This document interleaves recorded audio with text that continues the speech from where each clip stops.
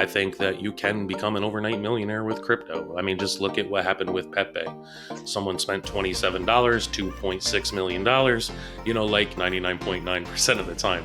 It's not going nowhere. That's why we call them shit coins, meme coins, all of it. I totally faded PEPE. I thought about buying in last night. I haven't pulled the trigger because I do think PEPE is going to have a place, but I think it's going to fall. Is it going to beat out Doge? No. Is it going to beat out Sheeb? Come on, maybe, we're hopeful. Maybe. I'm hopeful. I bought a bit of PEPE.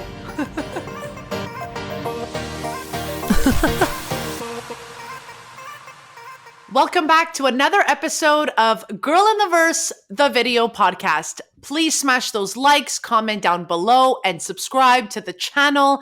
A reminder that this is being recorded on video up on YouTube. So if you're listening to this right now and you want to see what my living room looks like, what's going on up in the video version, please come and find us on YouTube. 2 years ago, the crypto market was booming, all-time high. Traders were making a ton of money. A lot of young boys were buying Lambos. Okay, that was happening 2 years ago. But right now, the market has changed. We're talking PEPE, we're talking shitcoins, we're talking a lot of NFTs, just not being successful right now, right? They're down below market price. They're down below mint price. A lot has changed from what was going on 2 years ago. And to help me, basically unpack what's going on. Of course, this is never financial advice, but I've got Marz with me here. Chris, he's a passionate Web3 enthusiast and educator with a background in crypto and NFTs.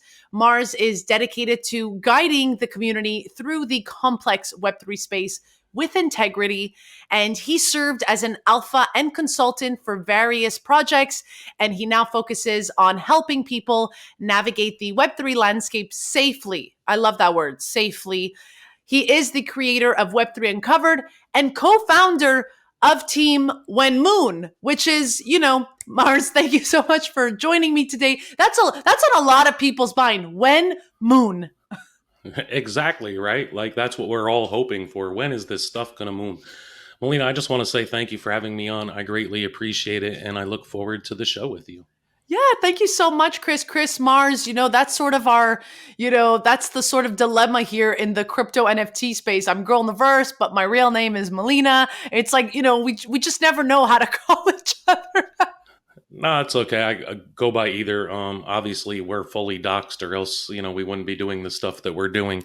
So it's appreciative, but, I go by Marz, but, some people call me Chris, and it is what it is. I love it. Now, Chris, to start off, like I said in the intro, it's been a hell of a week. It's been a hell of a ride. Can you give us a sort of overview of the crypto market and NFT space?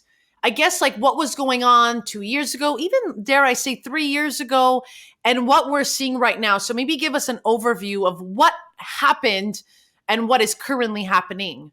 2 to 3 years ago, we were starting to ramp up, right? Things were getting noticed, and people started flooding into this space, and we started getting celebrities involved and higher end, accounts. The people from Shark Tank were getting involved. The space just kind of exploded in hype, and all of these people came in and pretty much caused one of the best bull markets we've seen. Like, it had a nice run of about a year to a year and a half, right up to the top. We saw the evolution of, Dogecoin, which I think was created in 2012 or 13, literally pretty much overnight blow up from tweets and some hype. And it literally, onboarded lots of people into crypto. And then once they got involved with Dogecoin, they started hearing more about, NFTs, and, they made the merge over, and then there was Sheeb, and, just a whole cycle of hype and new evolution and technology that was driving people in. And, bringing us to today, it's slowed down a lot. We've lost a lot of them new people. A lot of people got wrecked. They invested in, NFTs in, late 21, and most of them, got hit by that, bear market influx, and lots of rugged projects out there, and people just jumping in the game to make a quick buck and steal your money. That being said, there are lots of solid NFT projects out there with people that care about their project and continue to build. But there's definitely, 10 to every one, maybe even more of, people that just want to grab your hard earned cash and bounce. Yeah, so it's interesting because when I entered the space, it was booming. Everyone was buying everything. I had a lot of FOMO. I remember I was FOMOing. I wanted to buy every single Absolutely. NFT project. Walk us through, like, what was it like for you? Like, how did you view it? Because at times I did think it was a little toxic because it was almost like a drug, an adrenaline of like, I got to buy this or this is going to 10x. I remember thinking all those things and like in the chats or up in the Discord, right? People would be like, buy this, it's going to 10x. It's going to be the next Bored Ape. I remember Listen, hearing that a lot. Yeah. the FOMO was real. It was real. Like, you believed everything everybody said. There was, in that whole era there where we were booming, there was no real education. There wasn't people like me and you out there trying to teach people and get them on board. Listen, I'm not ashamed. Like many of us say, and you've heard it just a couple episodes ago, we have all put ourselves through NFT college. And the space really is about educating you. It's going to get better. But I'll tell you, like, I was in crypto in 2017. I bought things that I should have held and I let it go. I made some profits. I'm not rich off it, but I made some good profits.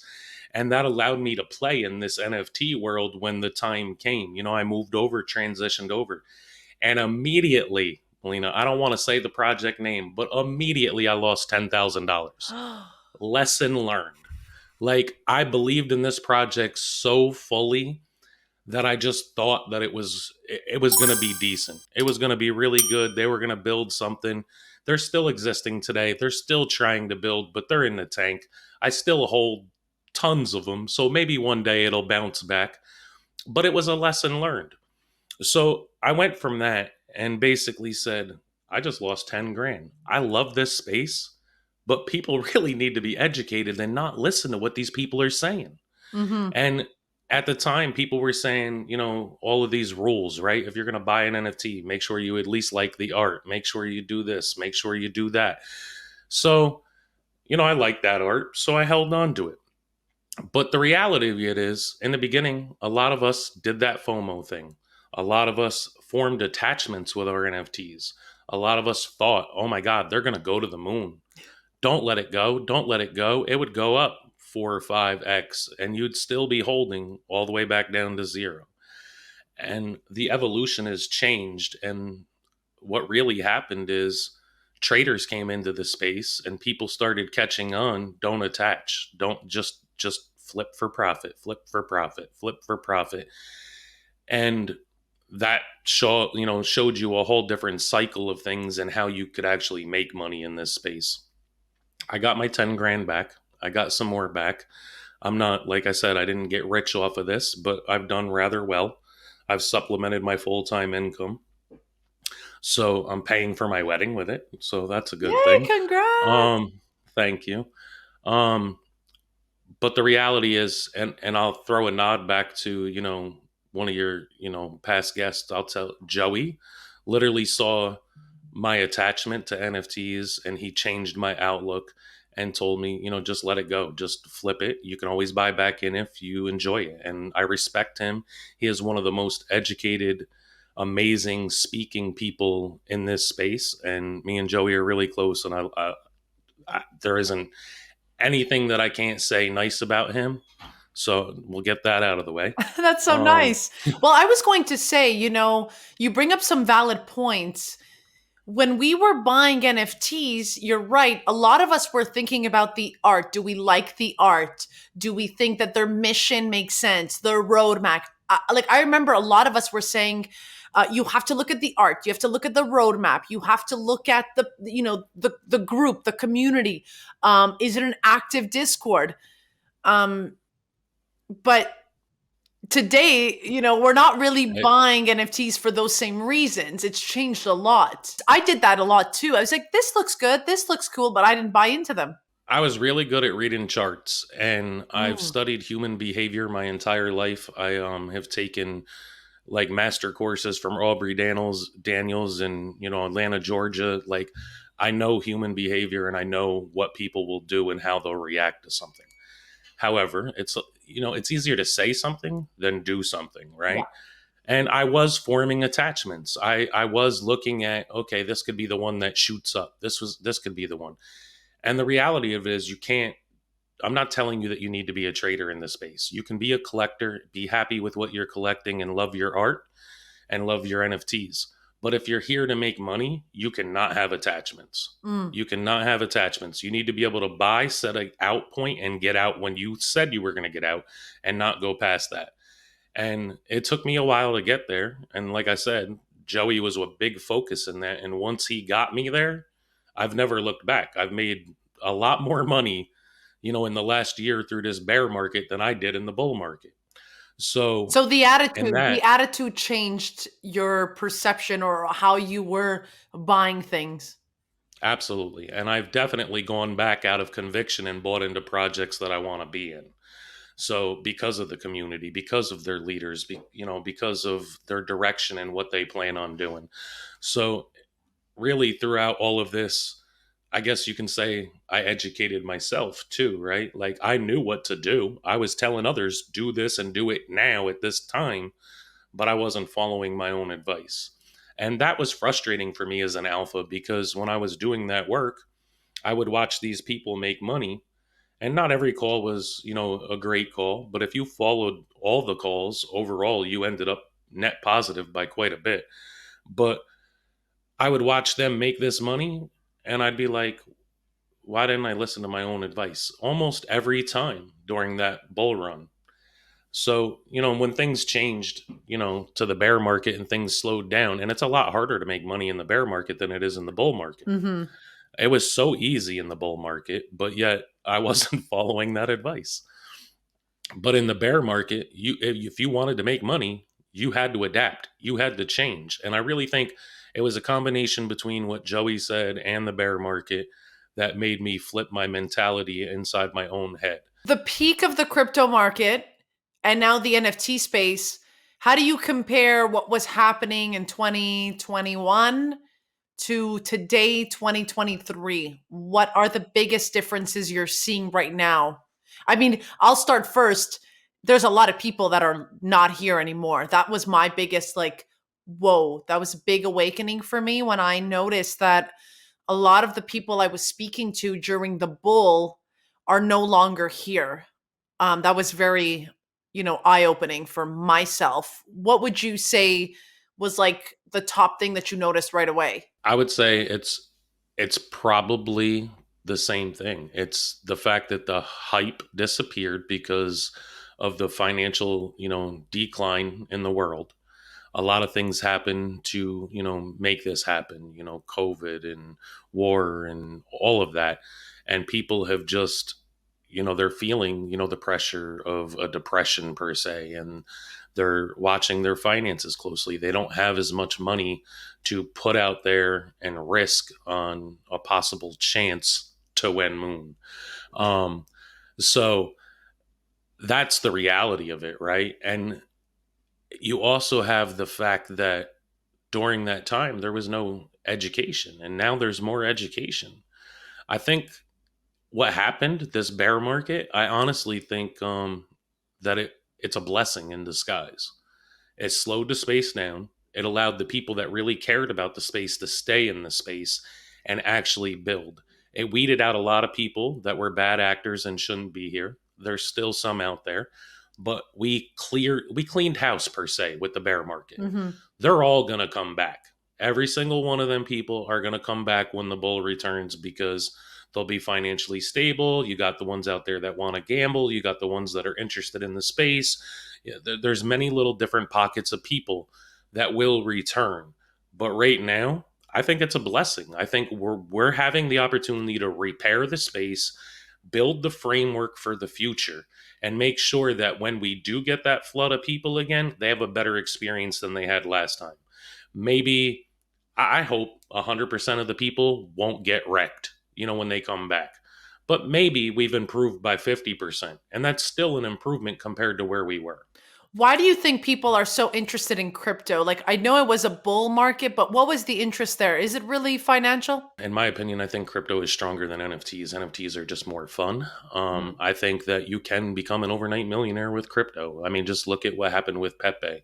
Someone spent $27, $2.6 million. Like, it's there. And the reason that it's that way is because when they first launch, you can buy so many of them for such a little price. But with NFTs, it's always relatively a high entry price or free. But if it's free, they limit you to, like, one to say five on your mint. So you can't get like a really large bag unless you're buying. And by the time you're buying, you're paying a lot more for that NFT than you could for, say, 1,000 Pepe, you Yeah. know? So that, I think that's the biggest difference. Crypto, it's a gamble. And when it happens and it blows up, it was worth the gamble. But once, just like NFTs, 99.9% of the time, it's not going nowhere. That's why we call them shit coins, meme coins, all of it. Like, they're just not gonna blow up. I totally faded Pepe. I thought about buying in last night, and I just still haven't done it. I haven't pulled the trigger because I do think Pepe is gonna have a place, but I think it's gonna fall. Maybe, like, if you really think about it, is it going to beat out Doge? No. Is it going to beat out Sheeb? Come on, we're Maybe, hopeful. maybe. I'm But hopeful. I bought a bit I of think it's, Pepe. I think, no, I mean, I think it's going to level out at some point, and it might be a top five meme coin. There's a lot of people in the space right now that totally believe that Doge will never fall because it's the first meme coin. So you got, Bitcoin, the first real, cryptocurrency. Then you got Ethereum, the first real altcoin. And then you got Doge, the first real meme coin. And then you got Sheeb, which took a really nice run, and it's still holding that spot and holding strong. There's a case that Pepe could flip Sheeb. There's a case. I mean, it's trending a lot faster. The charts are flying up a lot quicker. It is the most interesting meme coin rise that I have ever seen, and I totally wish that I had bought in. Um, so I just don't want to buy too late. I'm waiting. We're sitting there looking and hoping that it'll crash back down a little bit and get a better entry point. It's still an amazing entry point, right? I mean, it's just that we're in this space, so we know where it's at. But if you think about it, when it gets launched on a major platform, that's when lots of people are going to buy it and push Hmm. it up. So as long as you buy before that point, you're still doing okay. But I was just hoping it would rescind a little bit before I bought in. I guess it's, that whole mentality of, more for your buck too. Yeah. Before we go into shitcoin season, because obviously it's going to be on topic here today, I wanted you to maybe, share your thoughts on, especially these NFT projects. We at some point, and I say we as the community, we started, putting some of them on a pedestal by calling them blue chips. Like, these were, the rarest NFTs that would moon or, be worth a lot of money.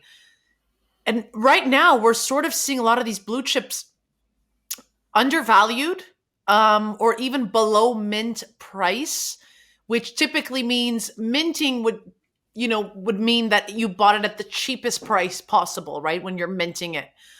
Um, why do you think that is? I know you said before you prefer crypto over NFTs. What do you make of these blue chips now worth below mint? Okay, so one, just let me clarify that I do prefer crypto over NFTs, but I love NFTs more than I love crypto. Oh, Um, explain that, so because so explain that. Yeah.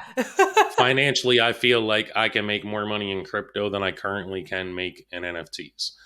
However, NFTs bring a whole new aspect to that crypto where I get a picture, a cartoon JPEG with, my crypto, like it's a lot larger amount of crypto and I get a nice little photo with it, and it's more interactive and fun, to have.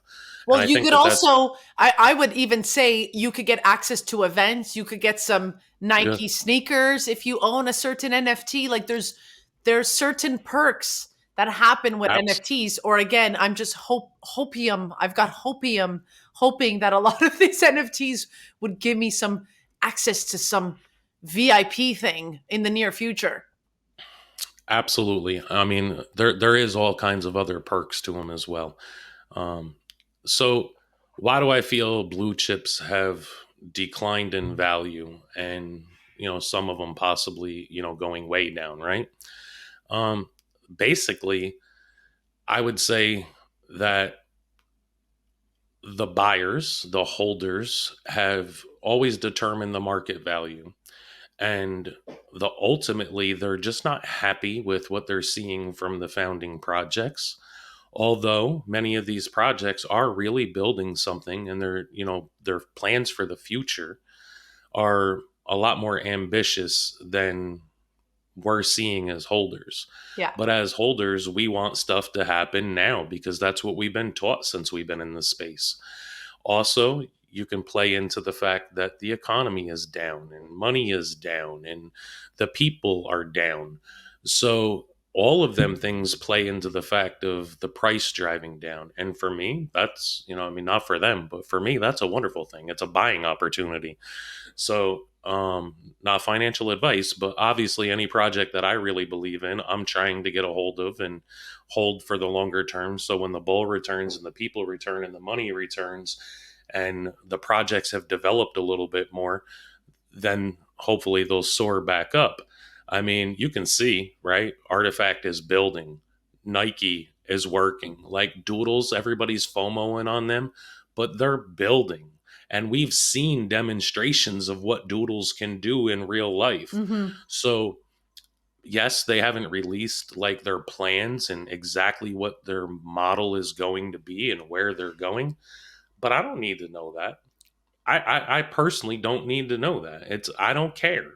As long as you have a plan and you're building and you're going somewhere, I think that you'll share with the community when the time is right. And yeah, we determine the price of that NFT. So if you're not happy with it, you don't have to be in the project. You can always sell. Um, but for like, if I was going to tell somebody new, right, do I think that, and like I said, not financial advice, but if I was going to, do I think you should buy into Doodles? I would say only if you think it's right for you. Study Doodles, see what they've done thus far, see if you agree with their mission and where they're heading and what they've released, and make the determination yourself. Do you like that art?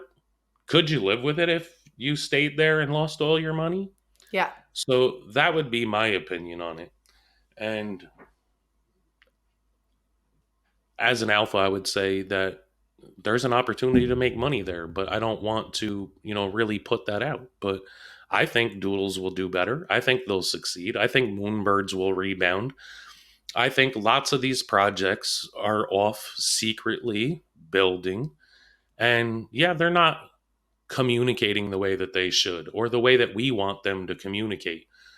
But do they really absolutely have to? Yes, they do. Don't fight me with this one. Like, how They much, do. how much, how much do they have to tell us though? They have to Right? be. We're here. So the difference between these projects and the communication, and this is really my stance on it, is that they've built a community first. So you have to feed the community. It's just part of the job. It just truly is part of the job. They have no So choice to talk to us because, and I don't see this as like we're the investors. I really see this as, starting an Instagram page. If you don't feed the beast, if you don't feed that tool that got you to where you are, you're not going to make it. I really do believe that they need to communicate. And I'm not saying they need to be saying, here's new merch, here's what we're doing, but they need to go back and figure out what that key messaging is. That's my stance, of course, as a communicator and content creator in the space. I think a so lot of no, them, they miss that opportunity of building, because it's part of building. Communicating is part of doing that work of building, right? So that's what I mean by that. It's not so much about like announcements, it's about what's going on. And everybody wants to know. You know, like Doodles, for instance, they filmed a ton of content in Miami. They filmed a ton of content at their first South by Southwest. I have yet to see that footage out. I'm waiting for it. I have yet to see it. I agree with stuff like that. And well, Yeah. no, I'm not saying that they shouldn't communicate, but they shouldn't have to communicate way future plans. Oh yeah, 100. They Yeah. should keep you informed and let you know that they're still building. And as they get like if they're releasing something, in a month, they probably should be telling us what they're doing. Yeah. They should tell us their plans, but they shouldn't be telling me what they're going to do in 4 years because it's proprietary. And if they Yeah. are building something and they say something about something that they're not even close to yet, but they are building, it could be taken and done by somebody else. So I guess that's really what I mean by it. Like they should keep us fed, as you said, with information, but they don't have to tell us their lengthy, lifelong plans. Yeah. We bought into the NFT because we believed what they spewed to us originally. Yeah. It was our choice to buy that NFT. It's our choice to stay in that NFT. So they do have to communicate to some level, and lots of them probably should communicate a little bit more. And I'll spin on that real quick because you do see the ones that do communicate more do a lot better. I mean, look at Lucas and, Frank and, Yeah. projects like that. They're on it and their projects are booming and they're doing really well. Why do you think these blue chips are below mint, and where do you see, like, what is it going to take for them to sort of make a comeback? I know we're in a bear, but what is it going to take? They're going to have to define a path forward. We're going to need people to come back into this space. They're going to, as we were just talking, need to communicate a little bit better. And literally everything that happened to push us into the bear market needs to swap back to the way it was and start to rise back up with education, a clear defined plan, whether that be a business plan, a new style of a roadmap that's actually hit. The holders need to hold the founders accountable for something. They need to know that something is happening and moving forward. I didn't hear you say make more merch, sell more merch, more black hoodies. I no, it that's a it's a nice utility, but it's baseless. It's not going to get them anywhere. Lots of people in the space say that they need to create a revenue stream, right? So they're selling merch and they're doing things like that. I think that they need to create a sustainable revenue stream. They need to have a clear mission of how they're going to do that if they're going to succeed. And I don't necessarily think that all of them will have to do that. I think that you're going to see a different context happen in the future and a different way that some of these NFTs develop and move forward. But these blue chip NFTs definitely need to define their path forward. And they need to bring people back in. Like we need, and they're not going to do it. It's the economy that's going to do it. We need to evolve back with the Mhm. education, with the clear picture moving forward.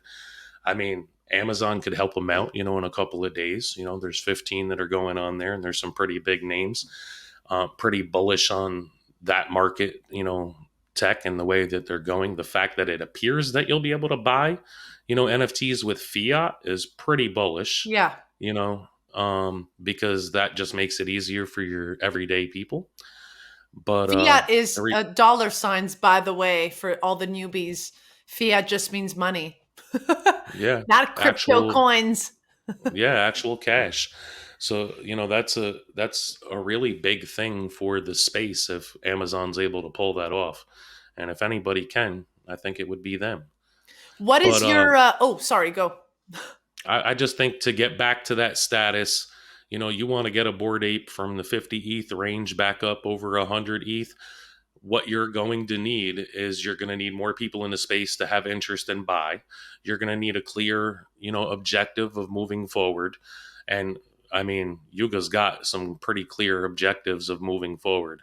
So it'd be really nice to see them hit some of them objectives and actually see it actually happening live. Like we're seeing pieces of it come together, but like seeing a really finished product and polished of like other deeds and the actual game flow running inside of it, where they've done these little trip to the other side and taken people in there, and they put their little YouTube videos up. That's great, but I really want to see someone like really interacting and playing, and then that getting scaled up, like more and more people joining it, kind of like they did with Fortnite. Like I'd love to see it get launched. I'd love to see it happen, but that's, down the line, and eventually it will. And we'll see if it succeeds and if it beats something like Roblox or Fortnite. And I think that they have the power to be a contender. I do definitely agree with that. And you're also going to see the whole evolution of this change to very microtransactions, because that's the only way that they're going to proceed forward with everyday normal people. And I'm an everyday normal person too. Just I'm not trying to single people out, Huh. but like you can't be selling $100,000 apes and expect to bring in the whole world. It's Mm-hmm. not going to happen. And if you extend your community any further, then you're going to dilute your community. So you're going to see these branch off into little other aspects and maybe have different areas, in different collections, and to allow more people in, but in a different way. And lots of microtransactions to, bring in that revenue and drive everything forward. Now, we talked a lot about blue chip NFTs. A lot of the blue chips were based on the traditional PFP, your profile picture, and what it looks like. And, if you can utilize that, right? What is your opinion on the traditional PFP and where we're going? Do you think that the PFP is becoming obsolete? I'm going to go against the grain. Lots of people think it will, but I'm going to tell you that I don't think so. I think the PFP market, the IP, I think it's going to be one of the hugest plays in this industry moving forward. I think, I mean, I'll shoot a number out there. It'll be $1 trillion industry. There's like 7.8 billion people in the world. And when mass adoption does come, there's going to be a lot more people onboarded. People are going to be flooding to this space. We can think back about the internet, right? We can think about Yeah. girlintheverse.com or whatever your web, address is, or, web3 uncovered.com. That means something to us, but it doesn't mean something to somebody else. So I think there's going to be a huge market for PFPs for digital identity. I think they're going to be used to represent yourself in a digital way, how you envision yourself in this world. And I think we're going to see a lot more NFT PFP projects succeed and a lot more IP branding along with them. Do I think they're going to be $100,000 projects? No. I think you're going to see, really cheap entry prices for massive amounts of NFTs. You're going to see higher level tiers so you can, bling your swag and you bought this and repping yourself and the brand. So you're going to see other NFTs moon. You're going to see that happen. You might see some competitors for the big boys, them blue chips that we talk about, but it's going to be a huge market. And I feel this because currently, right now at this moment, you can take your NFT, and this is like some deep level stuff, right? We're sitting here on YouTube right now and on your podcast and taking care of, content, right? You can take your PFP, you can dye it to a digital signature thing. And right now, at this very moment, you can take them two things and you can own your content by marking your PFP with a digital signature and tying it back to the blockchain with your content. And as we all know, YouTube, Instagram, Facebook, TikTok, TikTok. Yeah. they all own our content. Hmm. To some degree, our hands are tied. But legality wise, if something was to happen and we did this little mix up right now with taking the PFP, tying it to a digital signature, and recording our content on the blockchain at this moment, we own our content. We have proof that it's ours, and legally in the future, it'll probably stand up in court. So I think digital identities and being able to use your PFP as basically a certificate of authenticity, that that is your content and that it's tied to it, will be a big play too. Not only just that, there'll be many other applications for it. When the internet was developed, we never imagined what it would be today. This is a totally new space, and we know nothing about where the future will go. It's unlimited. So to say that these projects with IP are all going to go to zero, they very well may. But I find it very hard to believe when we don't even know the capabilities of what they could do. So I think that you're going to see innovation happen, technology advance, and PFP, IP, the whole thing being used for many ways that we never thought possible. Hmm. And that's why I feel that they're not dead. They might, decline a little and you'll see them come back. But I think it's going to be such a huge business in the future. And then, of course, you have all the other things, right? You have, the art, boom with, the other side of things. And you got music NFTs and sports NFTs. So there's lots of use cases, ticketing, all of it.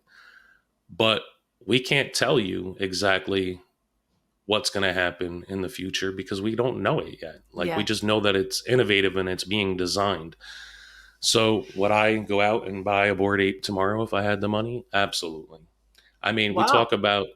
we talk about the branding and the IP, and will IP mean anything? Adidas just released, their sneakers, right? Yeah. And they got the Indigo Hertz on it. That's IP branding. They took that NFT, it's on that shoe, and people that hold NFTs know that that exists. And you're going to see more of that moving forward. You're going to see major companies buying a PFP to be their new little mascot, and they're going to run with it. As long as the NFTs are popular and they're booming and everything's great, you'll see more of that. I mean, it's sort of what I did. I mean, I own my Women and Weapons. She's my PFP. I slap her on everything I do. And when I bought her, I she looked like a brand. She also looked like me a little, which is funny, but she just looked like a brand, and she branded really well with what I'm doing. So I'm hoping, I've been torn whether or not I should change my PFP to my face. Um, so I'm going to ask the audience right now to comment down below. Should I be thinking about changing my PFP back to my face, or should I keep it to my NFT in the hopes that my IP, has that value in the next few years? Yeah, I toss it around all the time too, but I wouldn't go back to my face. I would go to, one of the blue chip projects that I may hold.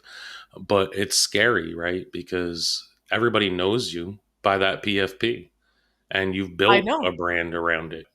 That tiger back there was custom made for me, like in the early days. And it's got my name on the rim of the hat, like the whole bit. And I've been repping it. It's my brand. I have full IP rights to it. It was made specifically for me to do whatever I want with by an amazing artist. And I just can't separate from it because everybody knows it. So I think if I went back to my face, only people that watch my content or your content now would know who I am. I love that. Let's talk about shit coins, because it is shitcoin season after all. I've had a lot of fun over the last few weeks doing some funny skits about shit coins. What's your take on it? Why are we back to shit coins? Is it really because the market is down bad? It is. It's that In easy. the N, in the N, yeah, it is. In the NFT market, we go through these waves, right? We follow trends, and we had a free mint hype, and then we had, the pixel art, movement, and then we had, a little bit of a 3D art movement. And then we went back to, classic JPEGs. And then we went back to free mints. And we follow these hype cycles. And currently, Pepe sprung a new, hype cycle. I mean, it is Pepe, Ribbit, and ribbit. it's the greatest meme of all time. So a lot of money started flooding into that, which lowered, the market in the NFT world Gas because went up. gas has been spiking. So everybody's playing, in the crypto world right now and it's driving the NFT market down too. So whenever you take money from one and put it in the other, the other one suffers. And you see the same thing happen with crypto, right? When crypto starts to fall, NFTs start to go up. So it's just they're moving money back and forth and playing in each different playground to make the best potential profits that they can. But know that, obviously Pepe is a 1 in a trillion shot and lots of people have made money. Whether it's too late to get involved now or not is, on be known. We don't, can't tell the future. We don't I know. think Pepe's going to have a nice run, especially if it gets listed on major exchanges. But I think you still need to be very cautious of playing in that shitcoin world because you can get wrecked really quick and really fast. I mean, crypto NFTs seem to. I'm going to go with the NFTs first. They seem to rise, but then when they fall, if they're new, they can fall really fast. But if they've been in existence, they seem to steadily fall off, little by little, day after day after day. Mm-hmm. Crypto can dump in a second. It could be worth $1 today and nothing tomorrow. Like Or in an hour. or Like, yeah, or forget even tomorrow, in an hour. yeah, like it literally. You can watch actually like even 8 minutes. Like I've watched, coins go probably even less than that, but I've watched a coin drop tremendously in 8 minutes to be like completely undervalued. So when you're involved with crypto, you really have to be involved and really watching because you never know when you need to hit that sell button. So it's good to have, entry and exit points there too as well. and Take we're profits. and we're talking about this, I already feel like a lot of, those who are watching this right now, especially crypto beginners, NFT beginners, anyone who's starting in this space, I could already hear them saying, then why would I join this? This seems like a lot of work. What would you say, or what do you tell your friends or family members who are like, why are you into this crypto stuff? It seems so volatile. What do you say? Like, how do you, and again, it's not about convincing, but what do you tell people to help them understand, why we're here? Or are we just a bunch of weirdos? Tell me, Marz, are we just a bunch of weirdos? We're not weird. We understand. Listen, we're all built different. The people that are here are definitely built different. And we're super early, right? 2 years ago was super early. We're still very, very, very early. And the reality of it is that we see the future. We know that the tech is going to take us to places that we've never gone. Mm-hmm. And we're the ones that are here and we don't want to miss out on it. We want to be part of that rise. The excitement that's behind being part of something and growing with it and helping develop it and helping build it and helping educate people is just in our nature. It's why we're here. And I think that that is the most beautiful thing about the whole thing, right? We get to grow with it and we get to help people and we get to educate people. And we get to listen, if I stop one person from getting wrecked this week, I'm going to smile. It's a great thing. It's amazing. But as for my family, they all think I'm nuts. They all do. My fiance's out in the other room. She's watching TV and she supports me and she totally, is behind this. But she don't want to know nothing about it because she thinks that, no matter what I tell her, I'm not interested. It's all going to go to zero. Yeah. And I'm That like, was that's the me. bad. That I'm was like, me that's the two bad years news ago. behind it. I was going to say, Marz, that was me 2 years ago. I could so relate to her because that was me. My boyfriend, I repeat this all the time, but I always say my boyfriend was blabbing to me about crypto and NFTs and I didn't care. And the reason why I mention that all the time is because I remember my journey. And I know that a lot of people in the next 2 years, 3 years, 5 years, whenever they're going to watch this video, they will too not care until that day Yeah. where they do. And so I continuously tell that story because it's that relatable. I did not care, and now look at me. Look at me now. I care too much. I just a quick tidbit. I got my brother, and he's very into stock trading, right? So he knows stock trading, and he was into NBA Top Shots, but it's inside their little wallet in their world. So he's like, "That's an NFT." I'm like, "Yeah, that's an NFT." But I've been trying. He doesn't know nothing about NFTs, Hmm. and he's so good on the mic, like so good. You could almost say that my brother could be a comedian, and just trying to explain this world to him and saying, you know what, you gave me an amazing idea. Why don't you come do something with me? I just can't even pull him into the space to do it. And he just won't budge. He's Yeah. like, no, no, it's not worth it. It's not worth it. But like, it's so hard to explain to people like what an NFT is and why it benefits them. And as a joke, I should have recorded this, but a bunch of me and my friends that are into NFTs stopped by my grandmother's house to see her. And, she's, getting up there in age, and she's getting to the point where she's kind of funny, and, she's an amazing woman. And I said, let's talk to her about NFTs. So we're talking to her about NFTs and how you have to set up a wallet and all of this, and she hands me her wallet and she says, "Can you do that? I don't want to ever misplace it again." And I'm like, "What?"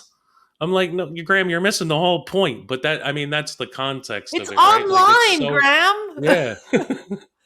Yeah, it's So it's it's mind-boggling. I mean, I've got friends with kids now and they're like, "No, we're never going to be online like that." And I'm like, and you see the kids like on iPads, on iPhones right away, like very early on. So, um it's so hard to get people to understand. And I'm hoping that with this podcast, with my sort of content, I make it relatable, because I think that's the missing piece, is that a lot of people, and let's face it, Marz, we spend hours in Twitter spaces, we spend hours researching about Pepe and all these other coins.